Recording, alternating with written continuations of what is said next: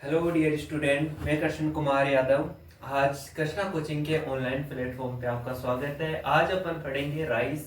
अपन ने कुछ topic rice के कर लिए थे। आज अपन फिर इंस्टीट्यूट की बात कर रहे थे कि राइस के कुछ इंस्टीट्यूट है, तो उसके बारे में अपन बात करते हैं कि राइस के कौन कौन से इंस्टीट्यूट है। जो फर्स्ट इंस्टीट्यूट है इंटरनेशनल राइस रिसर्च इंस्टीट्यूट है।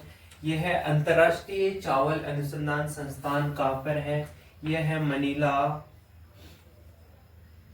मनीला फिलीपींस के अंदर है। International rice research institute. दूसरा जो है वो है सेंट्रल राइस रिसर्च इंस्टीट्यूट, केंद्रीय चावल अनुसंधान संस्थान। यह है कटक, उड़ीसा के अंदर है। कटक उड़ीसा के अंदर है। इसके बाद अपन इसकी देखते हैं क्लाइमेट। तो क्लाइमेट कैसी चाहिए इसको? मॉइस्ट एंड हॉट क्लाइमेट चाहिए। मॉइस्ट एंड हॉट क्लाइमेट चाहिए। इसके बाद अपन बात करते हैं, अब देखो बायो फर्टिलाइजर। अपन देख रहे हैं बायो फर्टिलाइजर या जैव उर्वरक। तो कौन कौन सी अपन राइस के अंदर जैव उर्वरक करता है? तो मेन देखो कौन कौन सी यूज करता है। तो एजोला यूज करता है, ब्लू ग्रीन एल्गी यूज करते हैं, दो ही मोस्टली यूज करता है। तो ये 2 से 3 टन प्रति हेक्टेयर यूज करते हैं। ये भी नाइट्रोजन फिक्सेशन करती है। इसके अलावा ऑर्गेनिक मैट्रिक्स से प्राप्त होता है। एक होता है ब्लू ग्रीन एल्गी या जिसको साइनोबैक्टीरिया भी बोलते हैं। इसका भी बायो फर्टिलाइजर यूज करते हैं। ये कितनी नाइट्रोजन फिक्सेशन करती है पर हेक्टेयर? 25 से 30 किलोग्राम नाइट्रोजन फिक्सेशन करती है पर हेक्टेयर। इसके बाद देखिए अपन जो अपन बात करें राइस के अंदर एक एक्टिविटी करते हैं जिसको बोलते हैं पडलिंग, जो पडलर यंत्र की सहायता से की जाती है। इसमें क्या करते हैं कि खेत में पानी भर देते हैं। राइस का जो फील्ड होता है उसमें पानी भर देंगे और फिर पडलर यंत्र चलाएंगे ना, जिससे उसकी मिट्टी क्या होगी कि पूरी आपस में मिक्स करके एक लेयर बना लेगी। जिससे ये क्यों करते हैं? ये करते हैं रिड्यूज ऑफ वाटर लॉसेज, है ना। वाटर लॉस को रिड्यूस करने के लिए और वीड को किल करने के लिए, वीड को डिस्ट्रॉय करने के लिए अपन पडलिंग करते हैं। देखो पडलिंग क्या होती है? राइस के अंदर की जाती है, पडलर यंत्र से की जाती है। इसमें क्या करते हैं? पडलर इक्विपमेंट की सहायता से राइस के अंदर कल्टीवेट करते हैं, मतलब पानी भर के राइस के फील्ड के अंदर। जिससे क्या होता है कि पूरी जो मिट्टी होती है उसकी तरह एक तरह गाद बन जाती है। और उससे क्या होता है कि परकोलेशन कम हो जाता है, जिसकी वजह से लीचिंग कम होती है। पानी इतना ज्यादा लॉस नहीं होता, रिड्यूस नहीं होता लॉसेज लीचिंग की वजह से। और वहां पर जो वीड होंगे वो भी क्या हो जाएंगे? डिस्ट्रॉय हो जाएंगे। इसके आगे देखते हैं अपन। नेक्स्ट देखो अपन बात करते हैं इंटरकल्चर ऑपरेशन। तो इंटरकल्चर ऑपरेशन क्या होता है कि it is the process of removal of weeds को रिमूव करना, या जो अपन बोलते हैं निराई गुड़ाई बोलते हैं, उसी को बोलते हैं इंटरकल्चर ऑपरेशन। तो इंटरकल्चर ऑपरेशन के लिए अपन मेनली वीडीसाइड्स यूज करते हैं। तो मतलब इसके अंदर कौन कौन से वीड लगते हैं? तो एक तो होता है जंगली राइस, जंगली चावल, जिसको बोलते हैं वाइल्ड राइस। और जो इसका बॉटनिकल नेम भी पूछा जाता है कभी बार कि जो वाइल्ड राइस है इसका बॉटनिकल नेम क्या है? तो ये होता है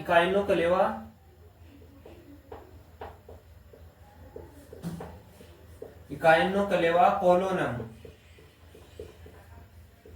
इकाइनोक्लेवा कोलोनम इसका बॉटनिकल नेम हो गया। फिर बात करते हैं इसके अंदर एक वीड और लगता है, वो होता है सावा, जो राइस की खेत में लगता है या राइस की तरह ही होता है सावा। तो इसका जो बॉटनिकल नेम होता है ये होता है इकाइनोक्लेवा क्रूसिगेली। इकाइनोक्लेवा क्रूसिगेली। देखो सावा का जो बॉटनिकल नेम होता है वो होता है इकाइनोक्लेवा क्रूसिगेली। और जो जंगली राइस होता है, वाइल्ड राइस होता है, इसका होता है इकाइनोक्लेवा कोलोनम। ये इसके साइंटिफिक नेम होते हैं। तो इनको हटाना, वीड्स को हटाना ही क्या होता है? Interculture operation. तो भाई अपन देखो बुशनिंग क्या होती है? राइस के जो खेत होता है, जो फील्ड होता है राइस का, उस फील्ड में अपन कल्टीवेटर या किसी के भी द्वारा चलाकर वीड्स को रिमूव किया जाता है या प्लांट पॉपुलेशन को कम किया जाता है। इसी को अपन क्या बोलते हैं? बुशनिंग बोलते हैं। नेक्स्ट देखो कि अपन जो वीडीसाइड्स यूज करते हैं राइस के अंदर, वीडीसाइड्स कौन कौन सी यूज करते हैं? तो एक तो है स्टाम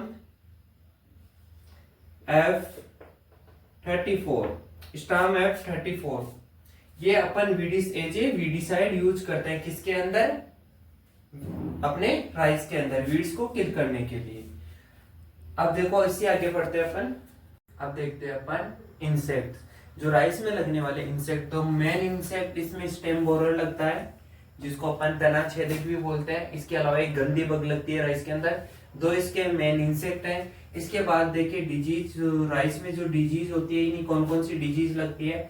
तो पहला लगती है ब्लास्टा डिजीज, है ना। जो ब्लास्टा डिजीज लगती है राइस के अंदर वो फंगस की वजह से लगती है। कौन सी फंगस की, आप पैथोजन याद रखो, पायरिकुलेरिया ओराइजी। कौन सी फंगस से लगती है, पायरिकुलेरिया ओराइजी फंगस से लगती है। तो इसका कंट्रोल क्या करेंगे, देखो भाई फंजीसाइड लगती है तो फंगस से लगती है तो फंजीसाइड अपन यूज कर सकते हैं। दूसरा लगती है इसमें ब्राउन लीफ स्पॉट, ये भी किससे लगती है भाई, फंगस से। किस फंगस से, हेलिमेंथोस्पोरियम ओराइजी नामक फंगस से लगती है। इसमें देखो इस जो बीमारी है ना, ये जो भी डिजीज है ब्राउन लीफ स्पॉट, इसकी वजह से अकाल पड़ा था, भयंकर अकाल पड़ा था 1943 में बंगाल में, जिसको बंगाल फेमाइन या बंगाल का अकाल भी जाना जाता है, मतलब इस नाम से भी उनको जाना जाता है, बंगाल फेमाइन। कौन सी डिजीज को जाना जाता है, ब्राउन लीफ स्पॉट। किसकी है ये, राइस की। और इसकी वजह से बंगाल के अंदर अकाल पड़ा था, उसके अंदर लाखों लोग मारे गए थे। कब हुई थी ये, 1943 में। नेक्स्ट डिजीज देखे तो टुंग्रो डिजीज, जो राइस के अंदर जो टुंग्रो डिजीज लगती है वायरस की वजह से होती है। और जो भी वायरस से डिजीज होती है उसकी जो लीव्स होती है, इस डिजीज से अफेक्टेड प्लांट की लीव्स येलो कलर में चेंज हो जाती है। अब नेक्स्ट अपन डिजीज देखते हैं इसकी। अब नेक्स्ट जो अपनी डिजीज है राइस की, बैक्टीरियल लीफ ब्लाइट, है ना। तो लीफ ब्लाइट यानी लीफ का, ब्लाइट का मतलब होता है जलना, ब्लाइट का मतलब जलना, यानी लीफ ब्लाइट। बैक्टीरिया यानी बैक्टीरियल मतलब बैक्टीरिया के द्वारा होती है, यानी जीवाणु के द्वारा होती है लीफ ब्लाइट, यानी लीफ इसमें जल जाती है। तो बैक्टीरिया के द्वारा होती है, तो इसका कॉजल ऑर्गेनिज्म है जेंथोमोनास ओराइजी। जेंथोमोनास ओराइजी क्या है ये, बैक्टीरिया। ये बैक्टीरिया के द्वारा होती है, कौन से बैक्टीरिया के द्वारा, जेंथोमोनास ओराइजी। नेक्स्ट देखो कंट्रोल, जो भी अपन बैक्टीरियल डिजीज होते हैं उसके लिए स्ट्रेप्टोसाइक्लिन या कॉपर ऑक्सीक्लोराइड अपन यूज कर सकते हैं। तो बैक्टीरियोसाइड जैसे स्ट्रेप्टोसाइक्लिन एंड कॉपर ऑक्सीक्लोराइड का कंट्रोल कर सकते हैं। नेक्स्ट फिफ्थ डिजीज है जो मेन है राइस के अंदर, सबसे ज्यादा यहाँ से क्वेश्चन पूछे जाता है, very very important, Khaira disease. Khaira disease की डिस्कवरी की थी वाईएल नेने ने पंतनगर में। तो इसकी due to deficiency of zinc, zinc की डिफिशियंसी से होता है कौन सा डिजीज, खेरा डिजीज। और डिस्कवरी की थी वाईएल नेने ने। और फिर देखते हैं अपन कंट्रोल कैसे कर सकते हैं। तो ZnSO4 zinc sulphate, ZnSO4 25 kg per hectare देंगे तो खेरा डिजीज नहीं होगी। नेक्स्ट देखो, एक होती है अकोइची डिजीज। अकोइची डिजीज होती है H2S गैस के कारण अकोइची डिजीज होती है। यह डिजीज जो अपनी राइस की थी ये कंप्लीट है। इसके बाद अपन देखते हैं राइस की इल्ड। अब देखो अपन बात करते हैं इल्ड, यील्ड यानी उपज, यानी इसका प्रोडक्शन कितना होता है प्रति हेक्टेयर, इसका प्रोडक्शन कितने क्विंटल होता है। तो देखो इम्प्रूव्ड वेराइटी से तो 35 से 50 क्विंटल पर हेक्टेयर होता है। इसके अलावा जो नॉर्मल अपनी वेराइटी है इनसे 20 से 30 क्विंटल यानी 20 to 30 क्विंटल पर हेक्टेयर। और स्टोरेज, जब ग्रेन्स अपन हार्वेस्ट कर लेंगे, थ्रेसिंग कर लेंगे, तो उनमें जो मॉइस्चर होता है वो ज्यादा होता है उस टाइम पे। तो मॉइस्चर को अपन क्या करेंगे, सुखा के फिर स्टोरेज करते हैं। तो मॉइस्चर जो अपन इसके अंदर रखते हैं वो रखते हैं 8 से 10% या 10 से 12 भी रख सकते हैं इसके अंदर। अपन कौन सी ग्रेमनी, जो भी मान लो ग्रेन वाली क्रॉप है ना, जैसे कि वीट हो गया, बार्ले हो गया, राइस हो गया, है ना। तो इसके अंदर 10 से 12% मॉइस्चर रहेगा, तब अपन क्या कर सकते हैं, स्टोरेज कर सकते हैं। यहाँ पर अपनी राइस की जो क्रॉप है वो हो गई एंड। अब अपन रिवीजन कर लेते हैं, एक मोटा मोटा देख लेते हैं कि अपन ने क्या क्या पढ़ा था। सबसे पहले पढ़ा था राइस का botanical name Oryza sativa family Gramineae, origin पहले साउथ ईस्ट एशिया था। फिर इसका जो फ्रूट था वो कैरियोप्सिस था। इसके बाद क्लाइमेट थी हॉट एंड मॉइस्ट। इसके बाद सोइल थी इसकी ब्लैक सोइल, जिसका जो वाटर होल्डिंग कैपेसिटी ज्यादा थी। इसके बाद अपन इसकी कुछ वेराइटीज की बात की थी, जैसे कि जया इसकी मेन वेराइटी थी, जो उसको भारत की जादुई धान भी कहते हैं। इसके अलावा डायरेक्ट सोइंग के लिए पूसा बाला 221 थी। इसके अलावा पूसा बाला 221 किसके लिए, डायरेक्ट सोइंग के लिए, मतलब डायरेक्ट सीड की सोइंग के लिए, विदाउट नर्सरी तैयार किए हुए। फिर इसके नर्सरी मैनेजमेंट थे, तो नर्सरी तीन प्रकार से नर्सरी पढ़ी थी अपन ने इसकी, कौन कौन सी, wet bed method, dry bed method और डेपोक मेथड। इसके बाद अपन ने देखा था कि सबसे जो कम जो अपने टाइम चाहिए वो चाहिए डेपोक मेथड में। डेपोक मेथड जो नर्सरी होती है वो कितने दिन में तैयार होती है आपको पता है, जैसे बताया था अपन ने कि 11 से 13 दिन के अंदर डेपोक मेथड के अंदर नर्सरी तैयार हो जाती है, यानी प्लांट 11 से 13 दिन में तैयार हो जाते हैं। इसमें एरिया सबसे कम चाहिए था, 33 से मान लो 35 मीटर स्क्वायर इसमें एरिया चाहिए था, ओनली इतना ही एरिया चाहिए था।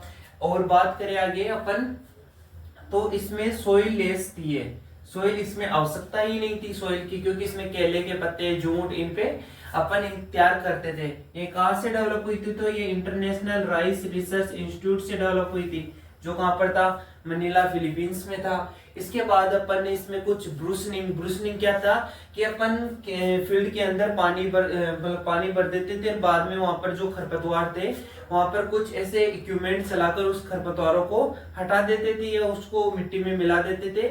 और ब्रूसनिंग की वजह से क्या होता है कि जो वीड्स होते हैं वो तो किल होते ही होते हैं, अगर प्लांट डेंसिटी ज्यादा हो तो प्लांट डेंसिटी भी कम हो जाती है।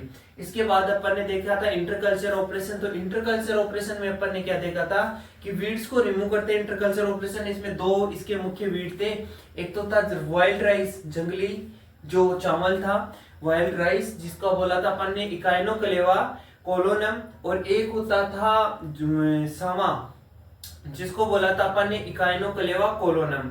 और इनको मतलब इसमें जो स्टामेप्टोप्टिस प्रोपेनोल, इसमें अपन वीडिसाइड्स यूज करते हैं। इसके बाद अपन ने देखा था इसका प्रोडक्शन, तो प्रोडक्शन कितना होता है इसके अंदर, इंप्रूव्ड वेराइटीज से तो 35 से 50 क्विंटल, और जो नॉर्मल अपनी वेराइटी है इनसे 20 से 30 क्विंटल। इसके बाद कुछ इसमें डिजीज थी, जैसे ब्लास्टा डिजीज, जो खेरा डिजीज, और एक दूसरी डिजीज और थी। जो खेरा डिजीज किस वजह से होती थी, जिंक की कमी से होती थी। ब्लास्टा पाइरिकुलेरिया ओराइजे नामक फंगस से होती थी, है ना। बैक्टीरियल ब्लाइट थी, तो इनका अपन ने कंट्रोल भी देखा। इसके बाद अपना और क्या देखा, इसके अंदर कुछ इंसेक्ट जैसे गंदी बग और डेड हैट कोज करते हैं, कुछ और ऐसे इंसेक्ट्स थे। ऐसे पढ़ के अपन इसका स्टोरेज कब करेंगे, अपन ने हार्वेस्ट कर लिया, हार्वेस्ट के बाद अगर ज्यादा टाइम मतलब मॉइस्चर पे अपन स्टोरेज कर लेंगे तो स्टोरेज वाले जो इंसेक्ट है उनकी अमाउंट ज्यादा हो जाएगा और वो जल्दी बीज को खराब कर देंगे। इसलिए प्रॉपर मात्रा में अपन मॉइस्चर को 10% तक रिड्यूस करके, ओनली 10%, 10 से 12% जब मॉइस्चर रहेगा ग्रेन के अंदर तभी अपन स्टोरेज करेंगे। इसी के साथ अपना जो आज का लेक्चर था राइस का वो कंप्लीट हो गया। अब आगे की क्लास में अपन पढ़ेंगे मेज के बारे में। तो जय हिंद, जय भारत। आगे देखते हैं अब मैच।